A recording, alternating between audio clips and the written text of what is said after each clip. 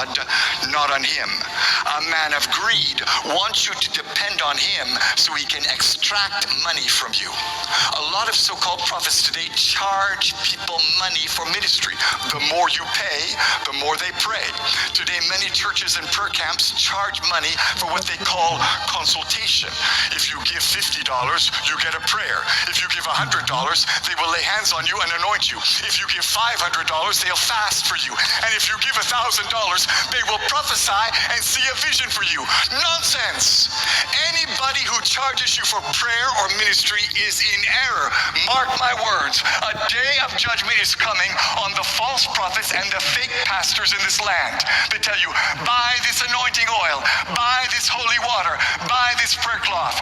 Do not be deceived. Jesus never sold any miracle, and neither did the apostles. We have to get back to the place today where we depend on Jesus and Jesus only. The cult of celebrity pastors must end. And here's the problem we make today. We think if a prophet speaks words that come to pass, well, then it means he's a true man of God. We think if a pastor performs miracles, signs, and wonders, that he must be operating in God's supernatural power. But the fact is, you can speak prophetic words that come to pass and still be a false prophet.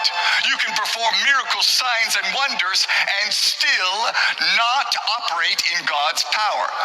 Because this is so important, let me emphasize it and say it again. Deception is not just wrong words, it's also a wrong lifestyle. A false prophet may have the right words and even predict things correctly, but if he has a wrong life, he is a false prophet. There's a pastor in Tanzania who said, because I'm anointed, my feet cannot touch the ground while I'm preaching. He stood on top of his members while he preached. What is that? Nonsense. The pride in pastors today is making God angry. Pastors tell their members, bow down, kneel down, touch my feet. Stop it. Jesus and only Jesus must be glorified.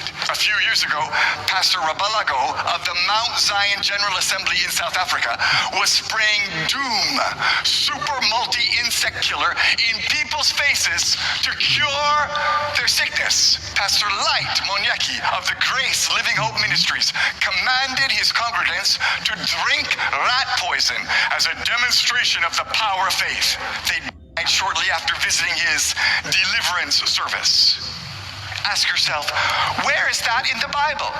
There's a great wave of error running through churches today. It's destroying pastors and ruining churches. It's causing men to backslide and making the gospel lose power. It's making a mockery of the truth and making men lose their faith. It's causing good Christians to turn from the truth and fall into sin. And the fact is, Jesus clearly tells us it will affect many. Many false prophets will come. Many men will be deceived. And friend, you need to know today that the greatest challenge for us as Christians in the end times is not persecution. It's not economic collapse or uncertainty in government. The greatest challenge we face today in the church is spiritual deception